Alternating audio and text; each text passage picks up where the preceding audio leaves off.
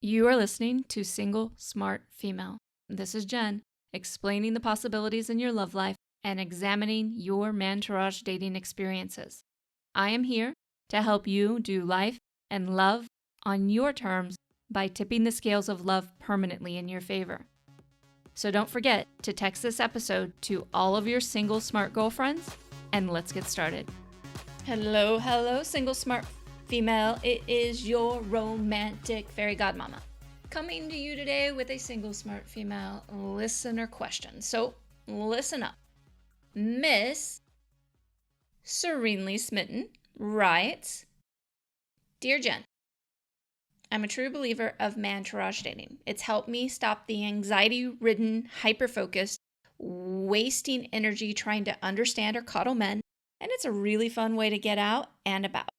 I'm only seeing one guy right now and truly feel no desire to date more, which seems unlike me. About a month in, others dropped off and I never replaced them.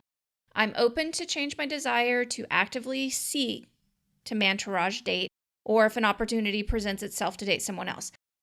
I feel like I've learned so much from every relationship and single phase. I do want a serious commitment with the right man, and I'm in no rush to get there. I feel like I've known the current guy forever, and I'm happy about how things have gone. But it does seem really strange to me when I stop to think about it that I'm only seeing him without hyper-focusing. Should I just take a break from dating, including him? We met in real life through friends, and he knows I Mantourage date and doesn't judge me for it.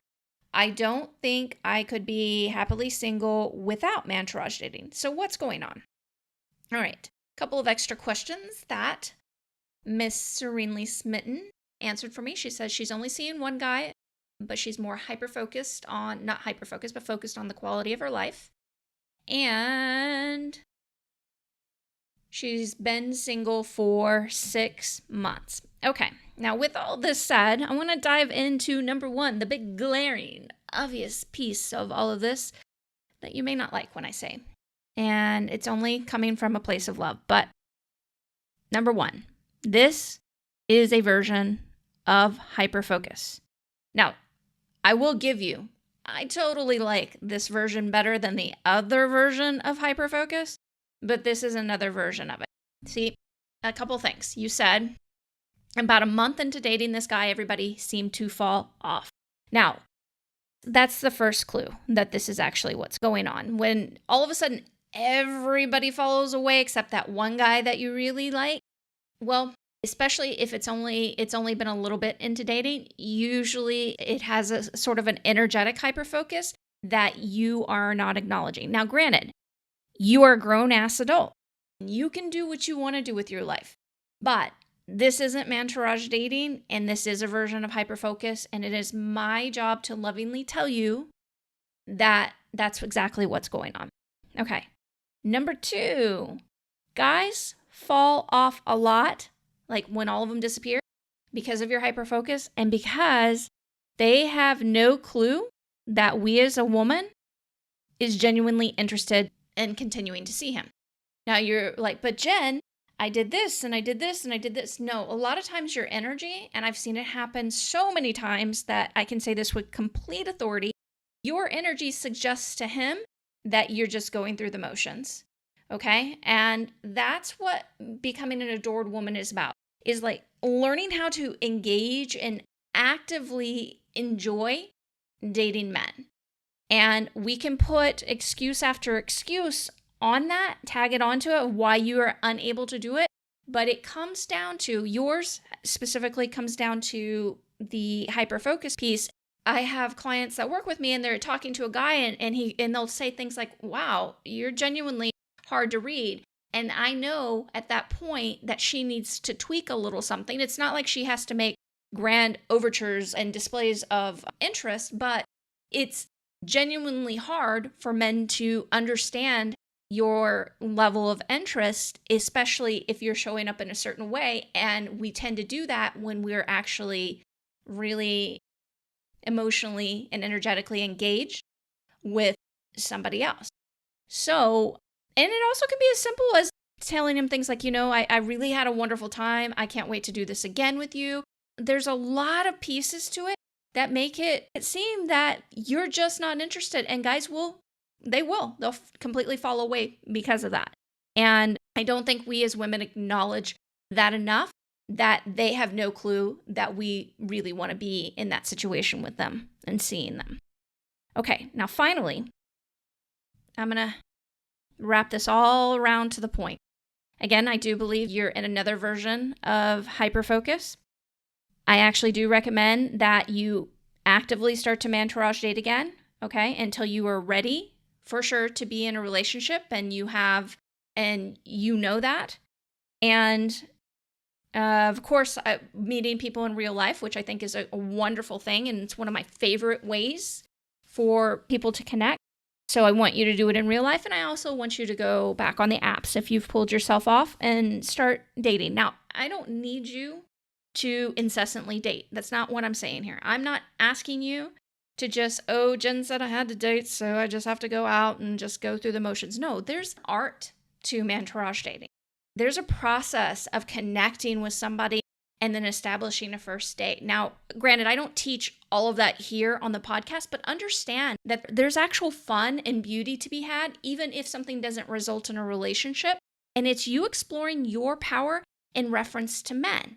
And I need you as a woman to be able to embrace this instead of just being okay with that one guy that's dating you who thinks that you're dating other people and who also could be actively dating other people when you're actually just hyper-focusing on him and trying to call it, just being happy with everything. Now, I do believe you're genuinely happy with your life, and I do believe that this situation on some level feels peaceful to you.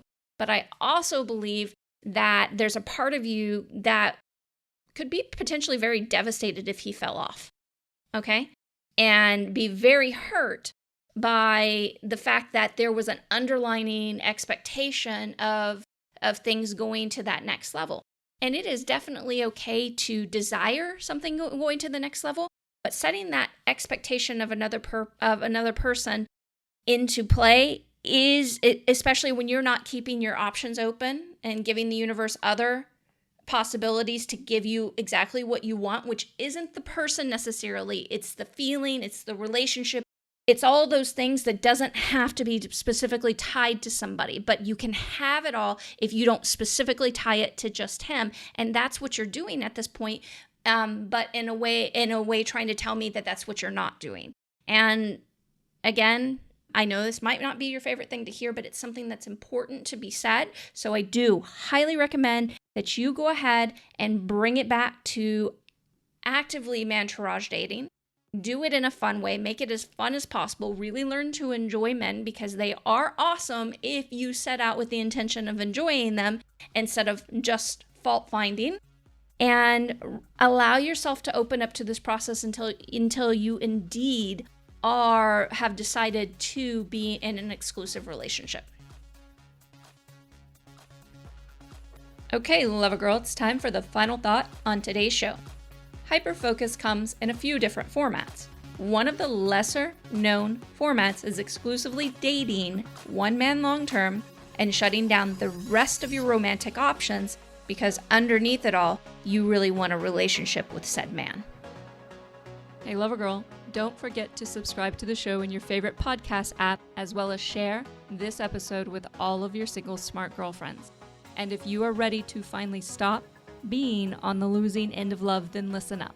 I exclusively work with women like you who want it all: career, success, to be loved, adored, romanced, and who are willing to change the status quo in dating so that you can finally have the love life of your dreams, as well as a soft place to land at the end of your day.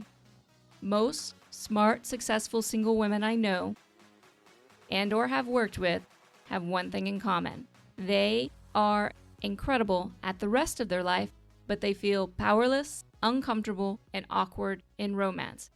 Just because you are smart does not mean you should figure it out on your own. I can guarantee you there are several pieces that you are missing, big pieces. And in fact, one of the fastest ways to unravel all that's keeping you from the love life of your dreams is the secret society of adored women.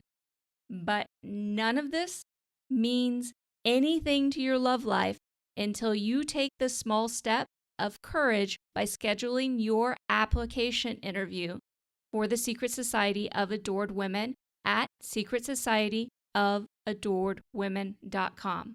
This is the way beyond the podcast opportunity to completely reinvent your dating and love life as it is happening. It's a love life makeover year where you can tell all of your craptastic dating and love experiences to kiss your hot ass. This is you having a real life romantic fairy godmama at your fingertips instead of ever wasting another moment on one-size-fits-all crap advice about men, dating, and love. These are the additional pieces that I won't reveal on the podcast or in public. We are going to cover the ins and outs of Mantourage dating, leaving nothing untouched. And I'm going to work with you directly to customize the experience in order for you to get everything you want out of life and love. Procrastination is the exclusive killer of all dreams, especially in your love life. It's time to get your dating and love life in order. It's definitely time to stop pretending you enjoy mediocre dating love experiences, but most of all, it's absolutely the right time to develop your Mantourage and let me help you create everything you want romantically. Magic included, no batteries required. Meet me over at thesecretsocietyofAdoredwomen.com to schedule your application interview.